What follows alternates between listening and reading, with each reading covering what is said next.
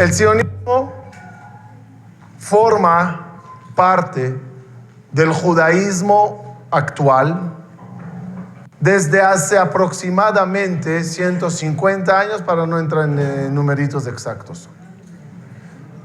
El sionismo se formó, se transformó, como vamos a ver, luchó, batalló, tuvo seguidores, tuvo gente en contra, pero al final aquí estamos todos con un país maravilloso que se llama Israel, con gobierno, ejército, yeshivot, aliyah, maravilloso. Y muchos judíos viven de una forma que no está nada mal. Nací en el siglo XXI y ¿qué me importa qué pasó en el siglo XIX? Tajles, el Al vuela, Ben Gurión funciona, Moniot, Tel Aviv, Jerusalén me llevan, el Kotel está. ¿Qué importa ahorita cómo comenzó todo? Todo está bien. La verdad, tiene razón. Pero, como este espacio le abrimos para gente culta y gente que quieren un poquito indagar más a fondo y conocer la historia, y cuando opines respecto a la pregunta ¿qué significa tu sionismo?, quiero que opines con conocimientos y sepas el pro y el contra de toda la historia, y solo entonces tomarás tu criterio. Solo como comienzo, quiero hacer una pregunta al público y con ella comenzar. ¿Quién de ustedes se considera sionista? ¿Quién dice yo no soy sionista? Ok. ¿Quién de ustedes leyó bien toda la historia del sionismo y la conoce bien y a fondo y no solo por encimita? Ok. Tengo aquí 3 personas, 4, muy bien. Quiero que hoy, a través de lo que vayamos aprendiendo, usemos esto como modelo para todas las cosas en la vida. No opines si no sabes.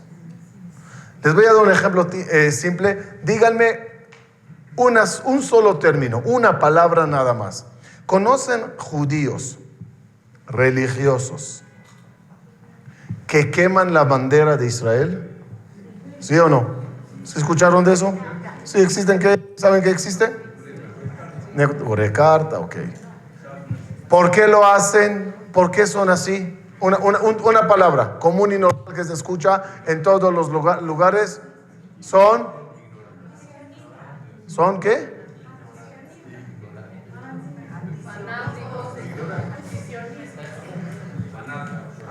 Ok.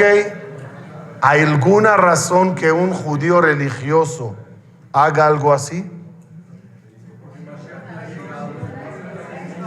¿Conocen judíos que su único anhelo y deseo sea que no exista en la religión judía y solo seamos, como lo llaman hoy en día, israelíes? Existe. ¿Cuál es su ideología? ¿O cuál es su motivo? En el medio hay muchísimos niveles.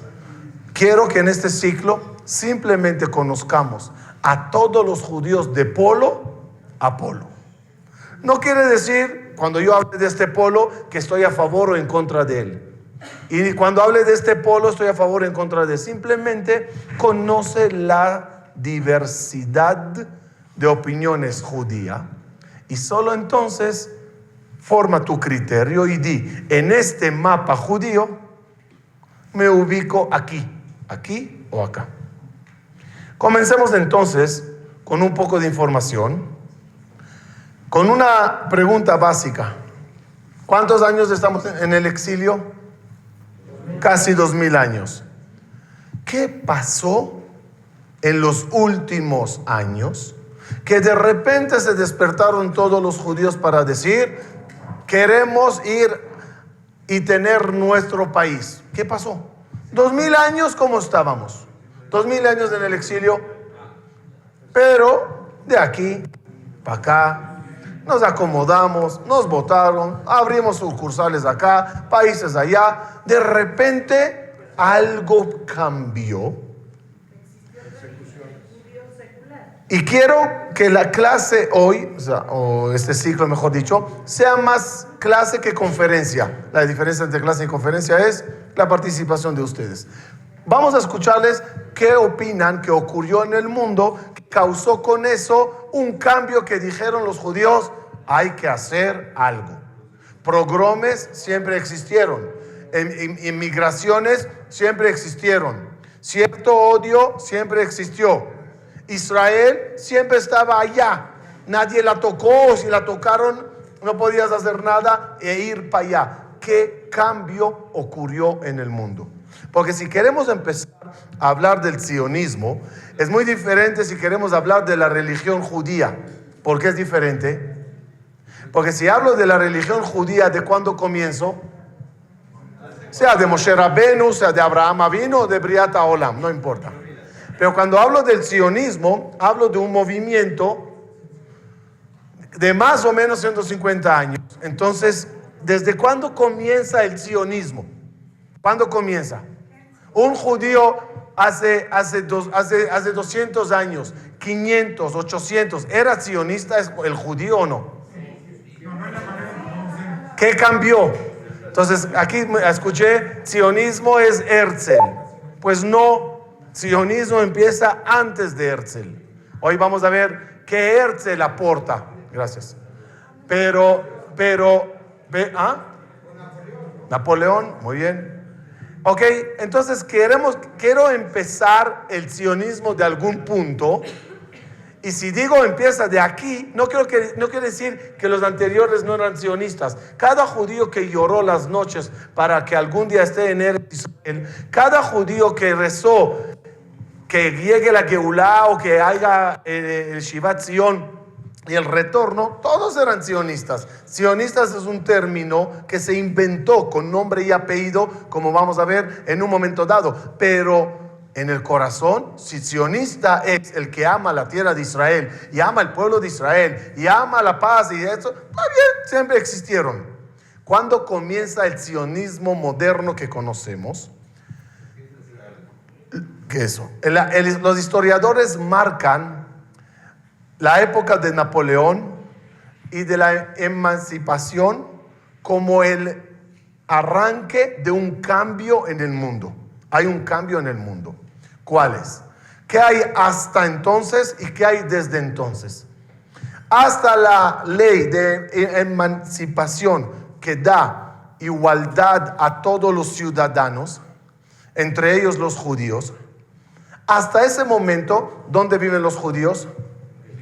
En ciertos barrios llamados guetos, en un ambiente, en una forma de vida muy cerrada, por dos motivos. ¿Por qué los judíos vivían muy unidos y muy cerrados? ¿Cuál es el motivo de eso? Uno, no te quieren. O sea, no puedes, el motivo verdadero es, el pueblo no quiere que te involucres con él. ¿Por qué no mandamos los judíos a los colegios goys? Suena como muy patriotas, judíos, religión. No, no necesariamente. El goy no quiere no puedes ir al colegio. No tienes los derechos del país. Vives de una forma muy imaginaria. Ok. Dos, los judíos también no quieren asimilarse. No creo que puedes entender cómo era esa clase de vida, porque hoy en día no puede ser posible. Pero basta que te diga que los judíos no hablaban el idioma del país.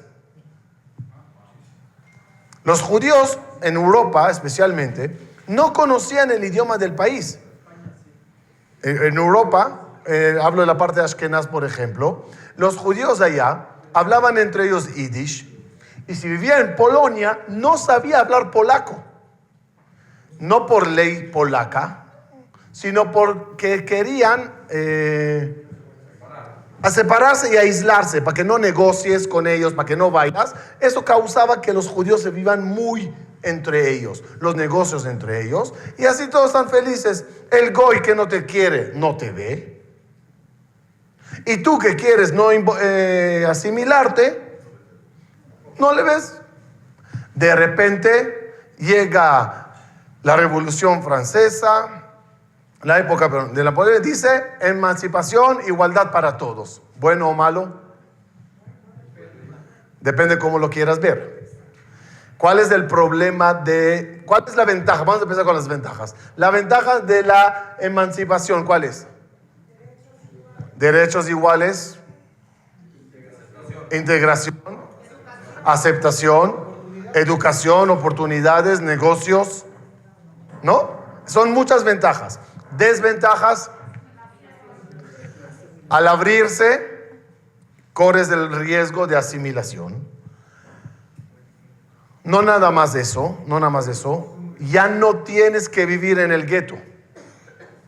Ya te puedes ir a vivir en cualquier lugar del país, lo que causará que ya dejarás de participar en todas las cosas de la comunidad, porque ya no vives en la comunidad, vives lejos de ella. Otra cosa muy importante, cayó el concepto mesa directiva, honor y justicia, tribunal rabínico. ¿Por qué? Antes, que yo vivía solo dentro de la comunidad judía, si tenía yo un pleito con alguien, ¿a quién iba? Pues al tribunal de la comunidad. Al ser yo parte del país, yo te puedo demandar en el país, algo que ayer no podía hacer. Entonces también las instituciones judías tuvieron un bajón, porque ya el judío no usaba todas esas instalaciones. Además, el punto más importante, el resorte, efecto resorte.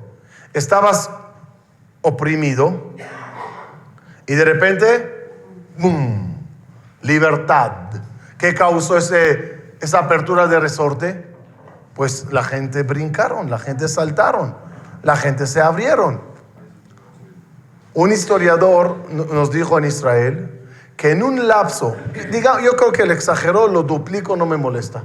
En un lapso de 30 años, él dijo 20, 50% de la religión, de los religiosos judíos, se hicieron no religiosos. Es decir, 50% de la comunidad judía abandonó la religión por querer ser parte de toda la ambiente. Ok, quiero que sepan que como Francia conquistó muchísimos países a través de Napoleón, ellos dijeron a todos los países que conquistaron: apliquen también ustedes la emancipación. Cuando cae Napoleón, el gobierno que le reemplaza empieza a dudar si esa es la política correcta. ¿Por qué? Porque los países no querían aceptarlo. Francia lo quiso hacer, Italia lo quiso hacer, los demás no querían hacer. ¿Obligas o no obligas? Dejemos esta parte de lado, y de todo lo que estaba leyendo y escuchando o viendo para preparar esta clase, uno de estos historiadores me gustó mucho su introducción al sionismo, que se me hizo muy interesante compartir con ustedes. ¿Por qué? Si llega más tarde si llegan soñadores con país, con pueblo, esos soñadores, ¿de dónde agarran las ideas? ¿De dónde viene la idea? También nosotros los judíos queremos un país. ¿De dónde viene eso? Yo también pensé, pues necesidad, sí, pero hay ejemplos, prototipos, gente y pueblo que lo hicieron. Y eso, al él hacer lo que te causa a ti, animarte y también hacerlo. Eso yo nunca me lo imaginé como me gustó mucho lo de este historiador, quiero compartirlo con ustedes. Les voy diciendo lo que él está diciendo aquí en hebreo, se lo traigo rapidito para que lo vean interesante. Hubieron revoluciones y luchas de ciertos pueblos, como Grecia, Polonia, ¿quién era el otro? Italia. Yo creo que entiendan qué pasó. Napoleón va conquistando y va poniendo sus reglas y pidiendo igualdad a todos los ciudadanos.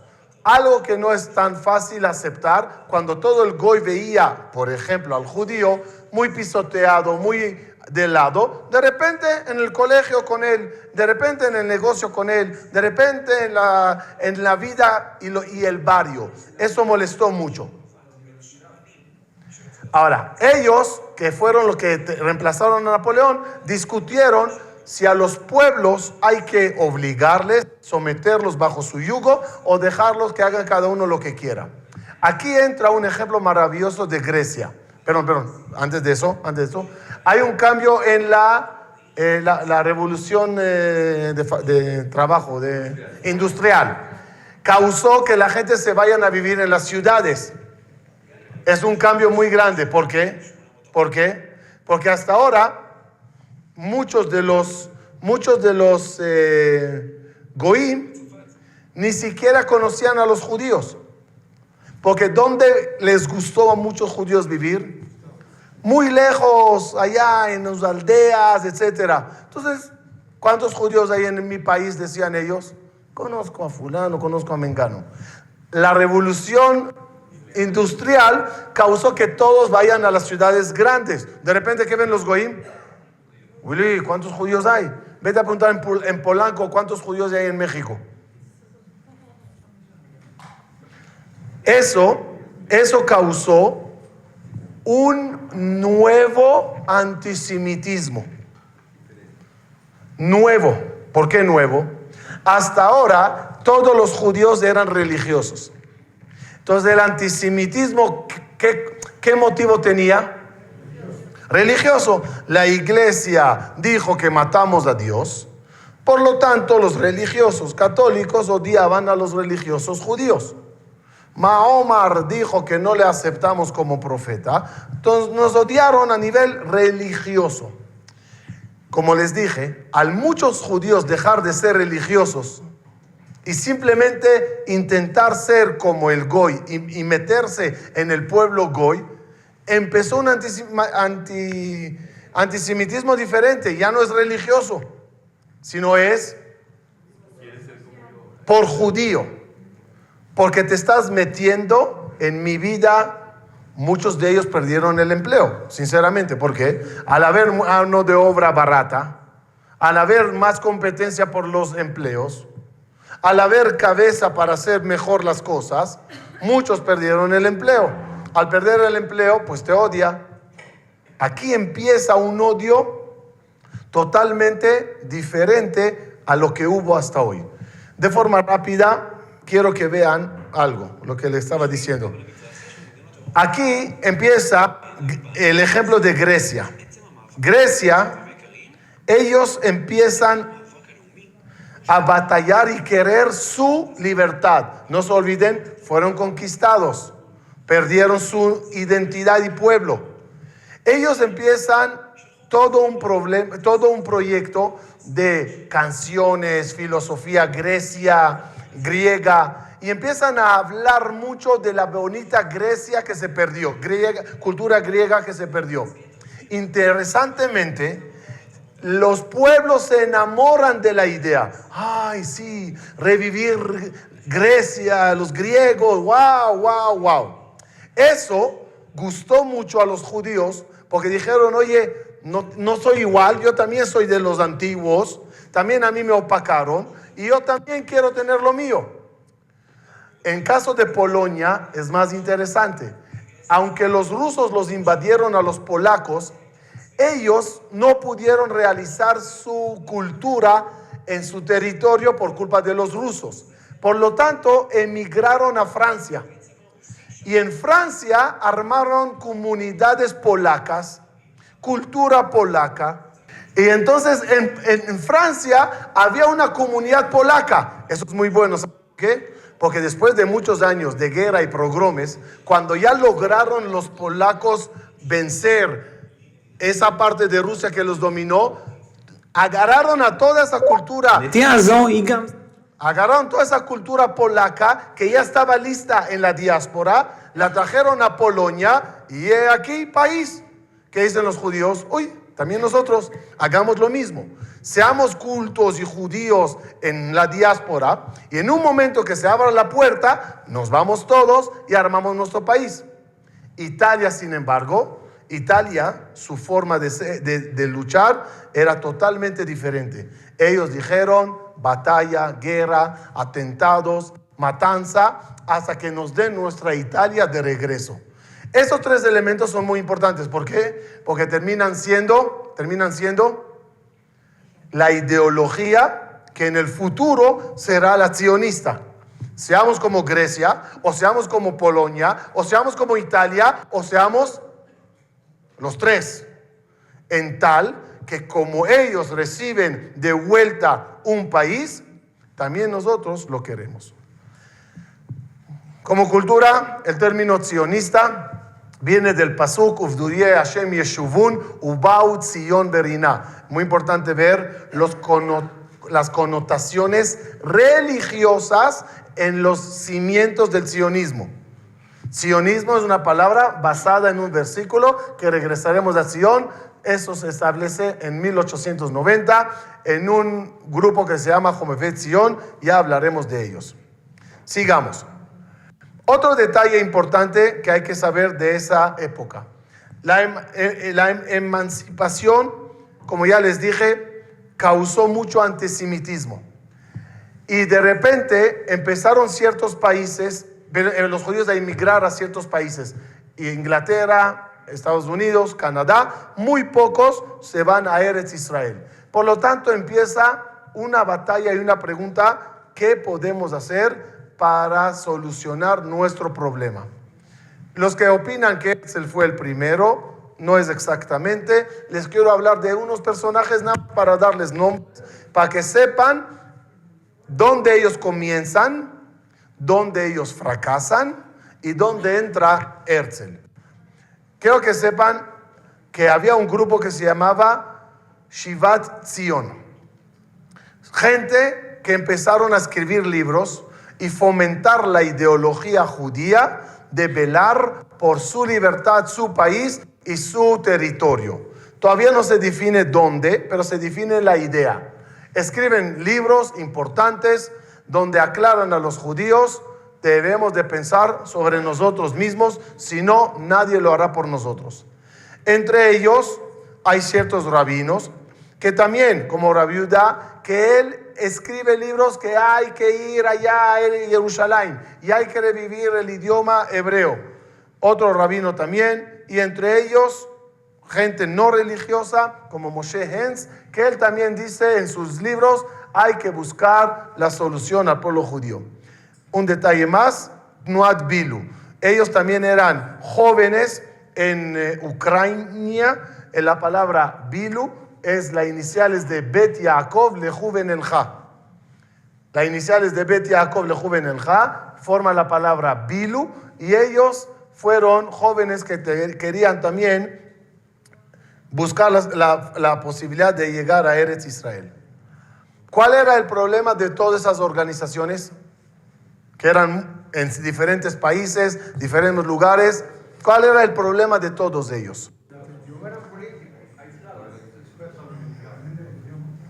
Ok, le explico un problema grave que todos ellos tenían. La situación no permitía actuar. ¿Por qué? Si queremos irnos a Eretz Israel, ¿en manos de quién está? Los otomanos. Los otomanos nunca nos ayudaron y nos dijeron: Tfaddal, claro, vengan. No era posible.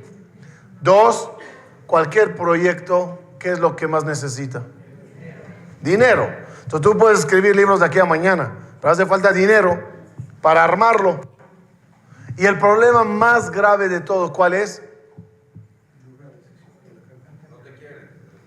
No, si no me quieren, mejor me voy. Me van a aplaudir que me vaya. ¿Cuál es el problema más grave? Se trata de judíos. Y donde hay dos judíos, hay tres opiniones. Es decir, si quieres armar una idea, el problema es ¿con quién? Hasta antes de la emancipación, más o menos éramos iguales. A raíz de la emancipación, ¿qué pasó? La gente se dispersaron, cambiaron de opinión, se hicieron algunos muy pro Alemania o pro Francia, menos pro Israel, otros se hizo muy culto, otros asimiló, el otro es muy religioso, y armar una idea entre todos, misión imposible. ¿De qué te servía que tú como rabino tienes un grupo y el otro como filósofo tiene otro grupo? Si al final los grupos no llegan a ningún acuerdo. Aquí entra Theodor Herzl. Theodor Herzl, nacido en 1860, fallecido joven 1903. Aprox 44 años falleció. Él,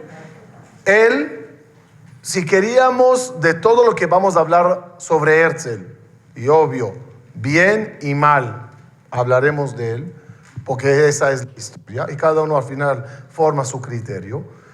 Él, en una cosa no hay duda, no era persona de hablar nada más, o de escribir otro libro más, como escribieron anteriores, con una idea, sino era una persona de acción. De nada sirve que tengas ideas y hables si no intentas ejecutarlas. De una forma breve, quiero comentarles la historia de Theodor Herzl. Según los historiadores, él nace הרי משפחתו בשנת 1878 לווינה. כאן הוא מתחיל בלימודי משפטים ומסיים אותם. אוקיי. תיאודור הרצל נולד במאי 1860. 2 de mayo 1960 nace Herzl y a los 18 años emigra a Vilna con su familia. עקר עם משפחתו בשנת 1878 Él לווינה. aprende a ser para ser juez. מיד לאחר מכן Y הוא מתחיל para su בקריירה של parnasá שופט, empieza a ser periodista.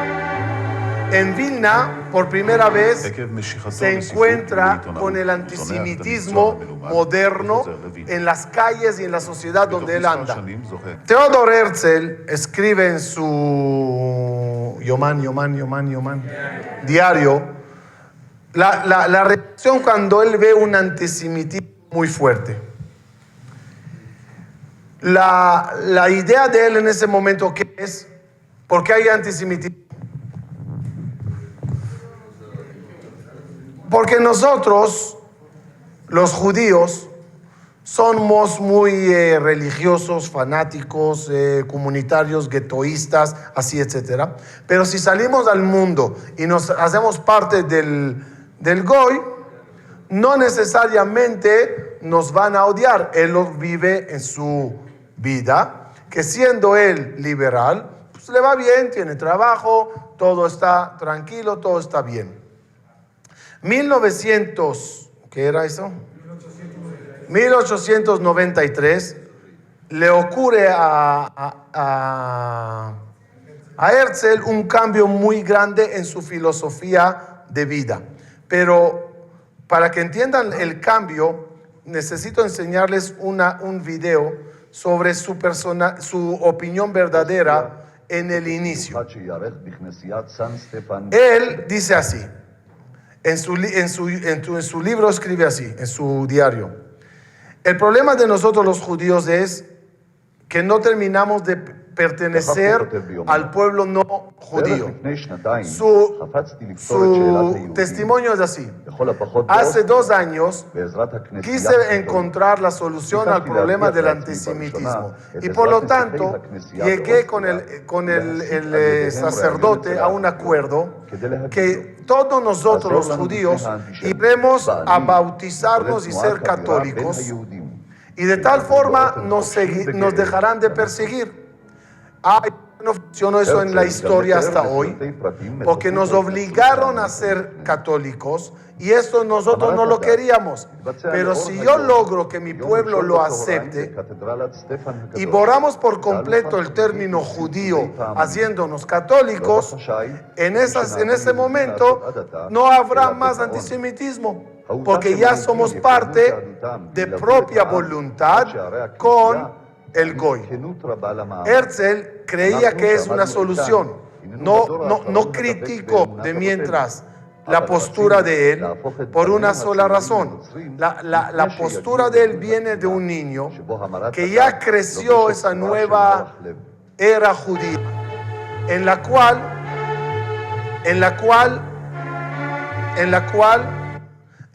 él no tenía ninguna relación con la religión. Como un niño que nació así, él dice, oye, si lo que yo soy todos serán, se terminó, yo no tengo problemas, que todos sean como yo soy casi como Goy y no me molesta, y a nadie también, ya que si todos lo hacen, todo estaba planeado, un domingo a las 2 o 12, ya no me olvido, se hace el bautizo, ¿sería?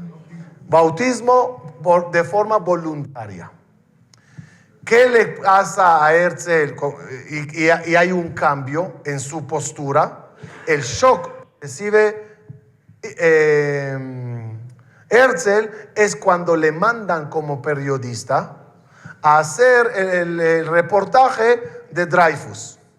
¿Qué ve ahí en el juicio de Dreyfus? Que era un militar judío francés, asimilado y nada de religioso y totalmente involucrado en la vida francesa y patriota y dio de su vida al ejército de Francia.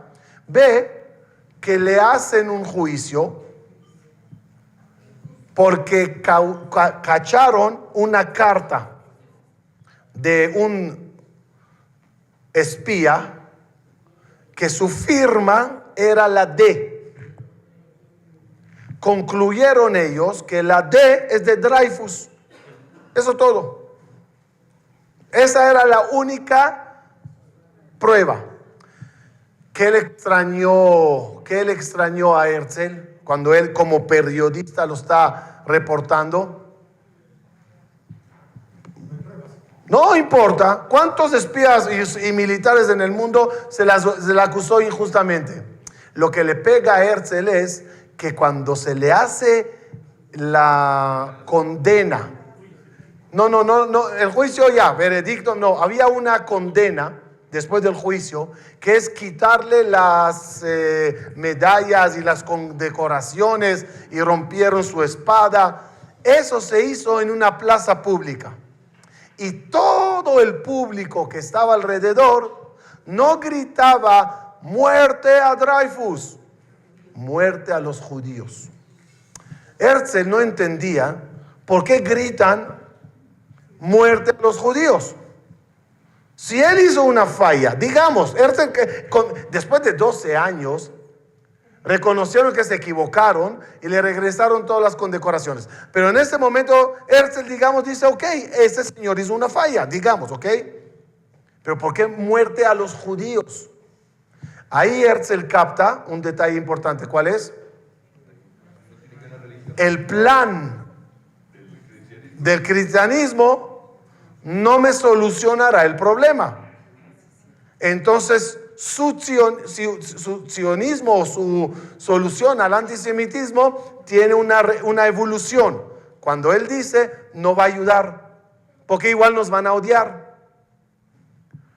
Ahí él comienza con una idea que es muy parecida a los anteriores a él, que mencioné, enseñé sus fotos, en el cual dicen todos, vamos a irnos a vivir en un lugar que no hayan goim.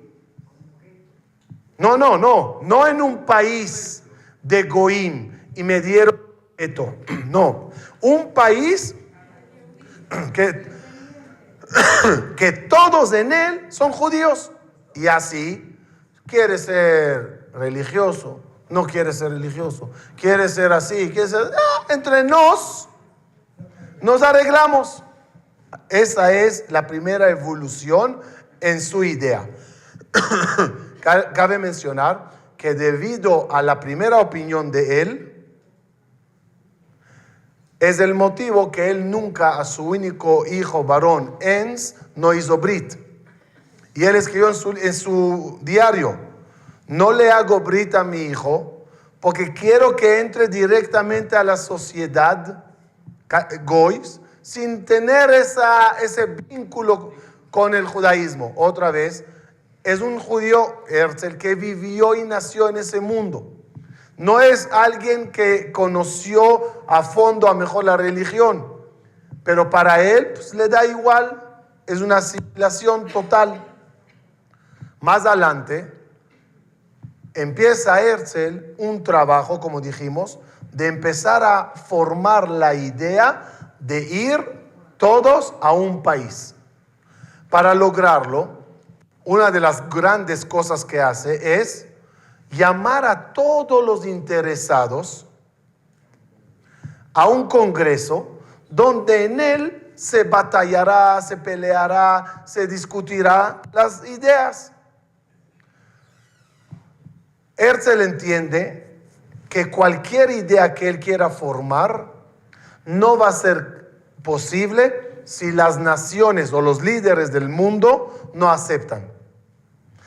Falta un cierto apoyo, porque a guerras no vamos a salir, armas no tenemos, es nada más que logremos convencer políticamente a los encargados que nos den un país. Conseguí, con un poco de esfuerzo, un testimonio de una señora que conoció a Herzl, un video antiguo, y es testigo de la reunión del Congreso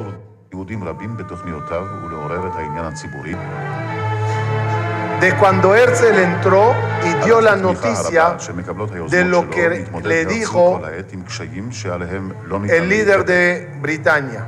Ya, perdón, se me fue el nombre. הצעתה מעוררת התקווה של בריטניה הגדולה להעמיד לרשות הציונים חלק ממזרח אפריקה האנגלית, אוגנדה. Llega Britania, Inglaterra. Llega Inglaterra y el líder, ahorita se me fue el nombre, llega y le dice a Herzl, vengo de un giro en toda la zona allá, y encontré un lugar ideal para ustedes. Es Uganda. Uganda es un país, es un lugar, el lugar exactamente hoy es Kenia, donde queda Kenia hoy. Ahí, ya sabes, así, gente rara, jazitos, ¿no? Pero como los describe. Y ya, vayan para allá. A nadie les molesta, ni sabemos dónde está en el mapa ese hueco. Vayan allá y hagan vuestro país.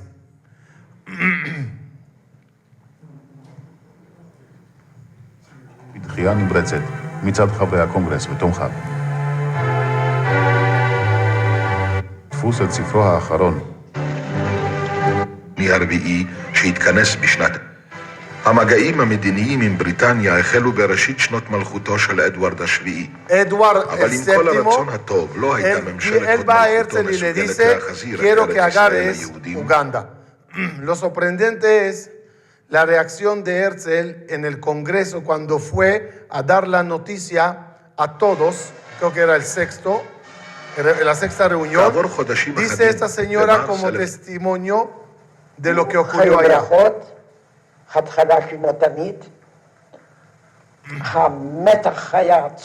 Dice que había una tensión anormal en todo.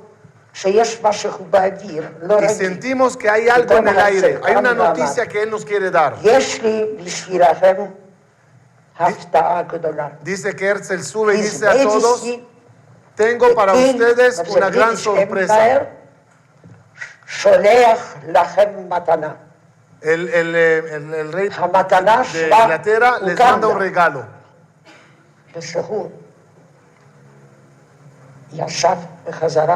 ¿Y cuál es el regalo? Váyanse a Uganda. Dice él, y se sienta Herzl, lanza la bomba y se sienta. Dice ella, en ese momento un silencio absoluto, un shock, algo así. Y cuando captaron la noticia, empiezan a gritar. Y empieza una discusión muy fuerte internamente allá entre unos que dicen, está buenísima la idea, y otros que dicen, no. ¿Cuál es el pro y el contra? Los que dicen sí, ¿qué dicen? Díganmelo un poquito en base a lo que vimos hoy. Seamos como la historia de Polonia. Es decir, vámonos a un lugar, vamos a armarnos bien, vamos a hacer un pueblo, quizás un país, quizás un ejército. Y cuando ya estemos armados, como pasó con Polonia, nos vamos a nuestro país, ya preparados. Los que dicen no, ¿qué opinan? No es sionismo, Sion. Y además, Israel. Y además, quiere salir a buscar dinero, ¿verdad? Más normal que la gente te donen cuando escuchen Israel, que la gente te donen cuando te digan Uganda. Esa duda fue la discusión masiva que hubo en esa reunión, donde esa señora lo vivió y finaliza.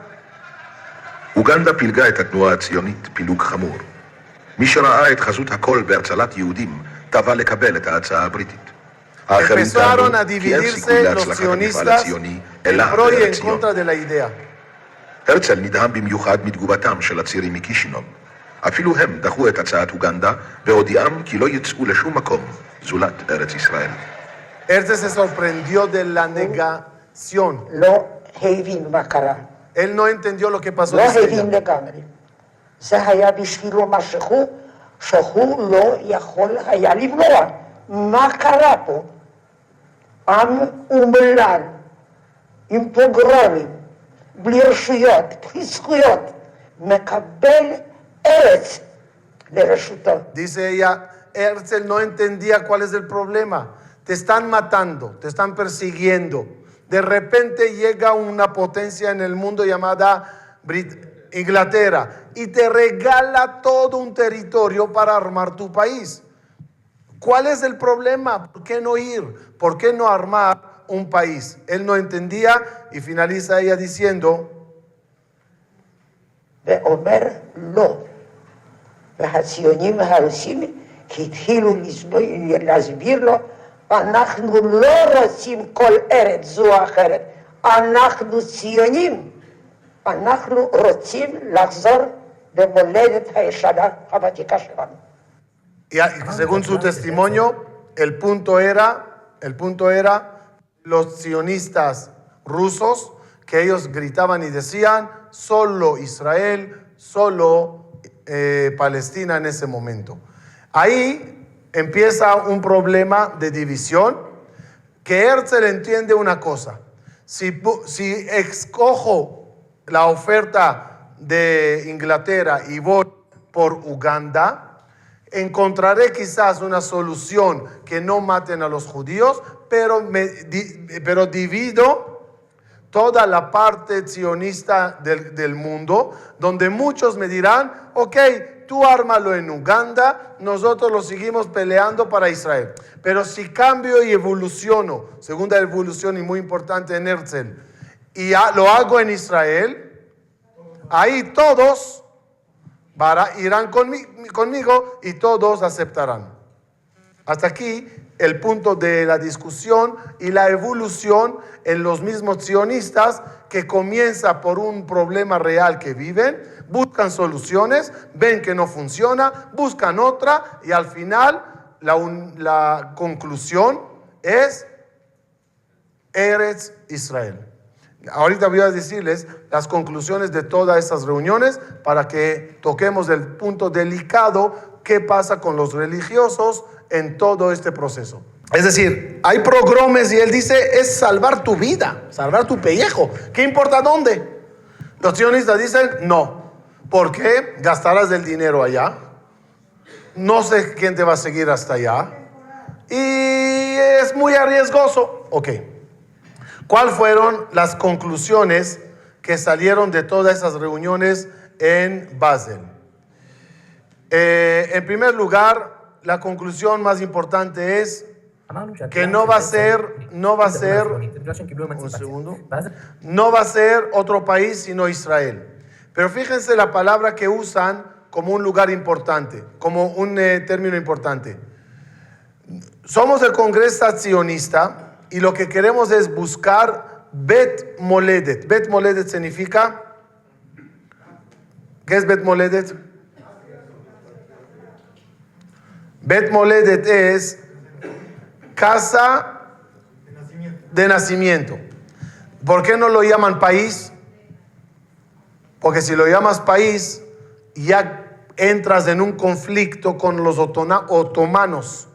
¿Cómo vas a hacer un país en mi país? Pero si solo quieres Bet Moledet, un lugar para vivir, ok, ¿por qué no? Puedo escucharlo. Usaban palabras con mucho cuidado para no armar a todos. ¿Qué se necesita para hacer un país? Y esto es la grandeza de Herzl y de toda su gente, que dieron las pautas correctas para armar todo un país. Lo primero hace falta, dice Herzl, Manhigut. Manhigut significa liderazgo. Después, es decir, gente que sean líderes para armar el país. Después falta economistas, gente que se encarguen de recoger dinero para comprar territorios en Eretz Israel.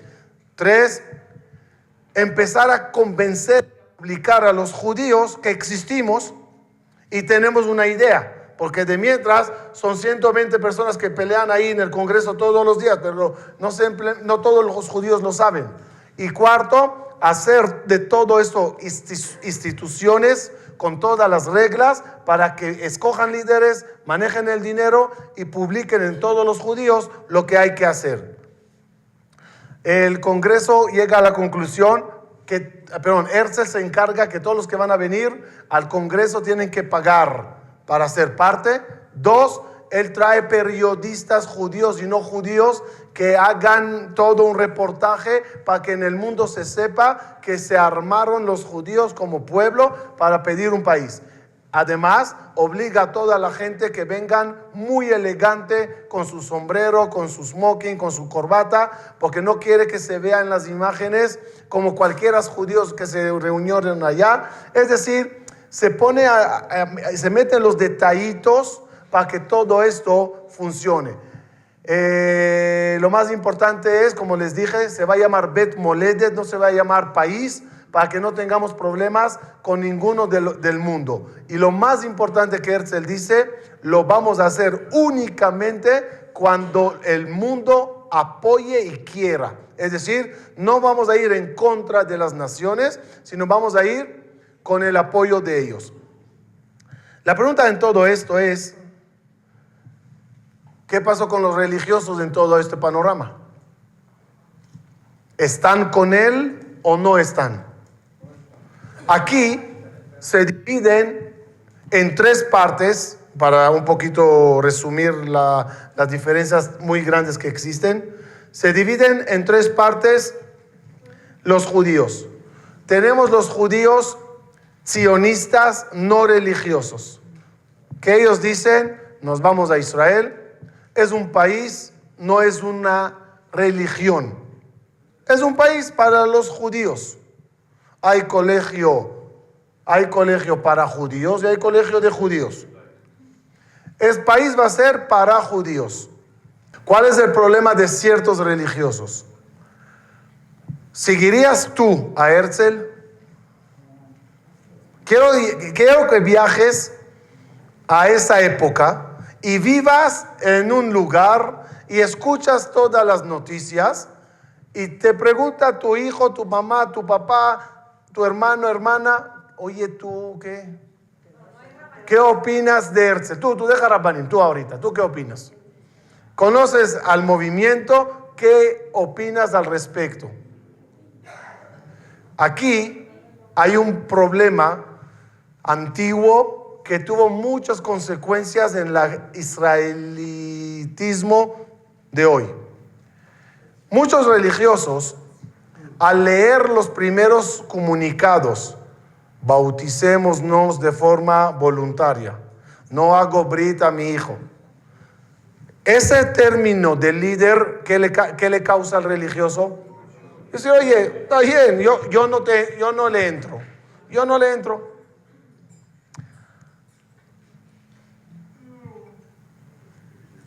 Sí intentaban hacer aliot los religiosos, y hubieron aliot, la semana que entra lo vamos a ver, pero no tuvieron mucha fuerza porque no había un grupo masivo que haga las cosas bien. Segundo grupo es el ortodoxo es uno, el no religioso es otro, y en medio estaba lo que se conoce Atzionut Adatit, que ellos intentaron mediar entre los dos polos y aceptar ciertas cosas y agregar o pedir o pelear por ciertas cosas religiosas. Era una combinación. Tienes sionismo laico, sionismo religioso y la parte ortodoxa. Esta parte ortodoxa se divide en dos, pero no equitativo, dos grupos. El ortodoxo que dice, me gusta tu idea, quiero ir a Israel, pero no pisoteando mis principios. Otro grupo en el ortodoxo, muy pequeño, opina, no podemos ir. Aunque nos den todos los permisos, es prohibido ir. Este segundo grupo, este grupo polar, no puedo hablar de él hoy porque es muy largo. La semana que entra conoceremos la ideología de esta gente y por qué hasta la fecha siguen quemando banderas y molestando. Pero de mientras les dejo de lado. En los tres grupos no llegan a un acuerdo. ¿Cómo se verá ese país que queremos formar? Les voy a dar unos ejemplos pequeños para que vean dónde se desata el desacuerdo. El himno, ¿hay que tener un himno o no? Un himno. ¿Qué cantaremos en el himno? Hay muchas opciones de canciones. Habían muchas ofertas.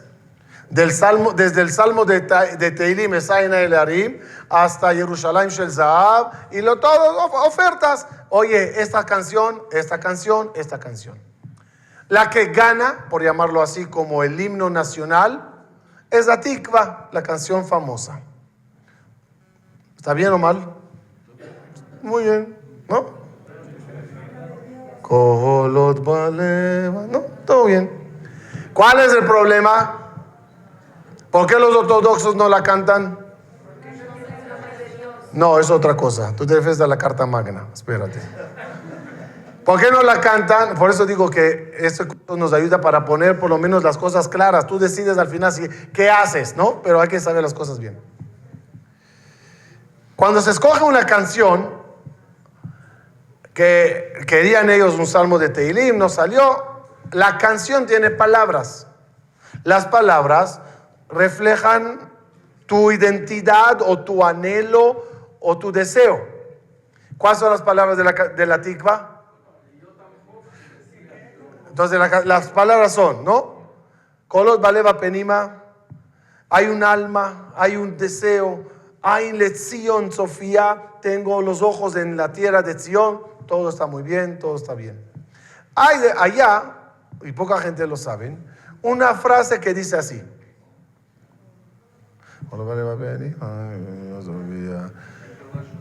Lachzor el Eretz Avotenu Eretz Zion Yerushalayim.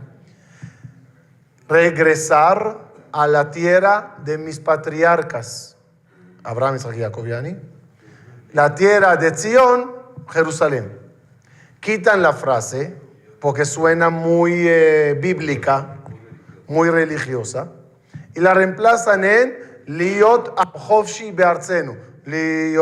Es decir, ser un pueblo libre, que en hebreo, el que sabe, significa también liberal, libre y liberal es lo mismo, en mi tierra.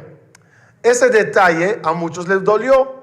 Oye, ¿qué te importa que en mi himno mencione a mis patriarcas? Detallitos como estos que eran muy tontos causaron mucha división. Podemos discutir hasta mañana qué sería lo correcto hacer en ese entonces, pero se dividieron muchos los caminos para construir. Repito, un sector a lo mejor tenía ideología, pero no tenía poder de acción. Un sector a lo mejor tenía dinero, pero no tenía la identidad de Eretz Israel, le daba igual Uganda o no. ¿Qué pasa cuando tienes tanta diferencia? No logras mover el tren, no logras hacer nada. Herzl, lo bueno que hizo era sentar a todos en un lugar y pelear, opinar, enfrentar ideas. No pasa nada. Y yo creo que él mismo también dio un ejemplo de cambiar de opiniones y ideas, como vimos hoy, en base a lo correcto que hay que hacer. ¿Cómo terminaría Herzl si seguiría un poquito más las reuniones y las discusiones? Nadie puede saber. Falleció a temprana edad, de su forma muy sorprendente, 44 años, y de repente todo como quedó en el limbo. 10 años después, la Primera Guerra Mundial. Después, Holocausto, Segunda Guerra Mundial. Hubo muchos cambios que causaron resetear la opinión, la idea y también el mundo respecto a nosotros. Pero lo que sí podemos hoy concluir y decir respecto a esa parte de la historia, que en base a lo que ocurrió en el mundo, muchos judíos entendieron, hay que hacer algo. La pregunta era, ¿qué es lo ideal en hacer? Quiero finalizar con con una de las ideas principales, las ideas principales de todo el Congreso de Sionista, que era, sin Halutzim no podemos hacer nunca nada. Halutzim significa personas que simplemente construyan, hagan. No tienen la menor idea cuánto debemos a esas personas que sin el apoyo mundial, sin nada, empezaron a ir a la tierra de Israel y con sus 10 dedos, con sus 2 pies, empezaron a intentar levantar un país. No eran agricultores necesariamente de los países donde vinieron, pero tuvieron que ser agricultores para poder tener una tierra, trabajarla y vivir de forma correcta. Las enfermedades, la pobreza y los pogromes que les hacían los vecinos causaron a muchos de ellos o regresarse de vuelta o simplemente tirar la toalla y decir, esto no va a ser posible. Pero muchos de ellos, y gracias a ellos, todo avanzó. Lucharon y batallaron y sudaron para que este sueño sea una realidad. Hoy en día, cuando visitas Israel y recorres lugares maravillosos, recorres paisajes increíbles, siempre digo, no te puedes olvidar de todos esos halutzim que llegaron para allá, arriesgaron su vida y pusieron la semilla de lo que después va a ser las grandes aliyot. Entre ellos, los yemenitas, que muchos de ellos les tocó llegar de Yemen caminando, dejando en cada vuelta un bebé muerto, una abuela muerta. No era fácil, pero siguieron y siguieron y siguieron La forma que vivieron en Israel al principio no era nada agradable.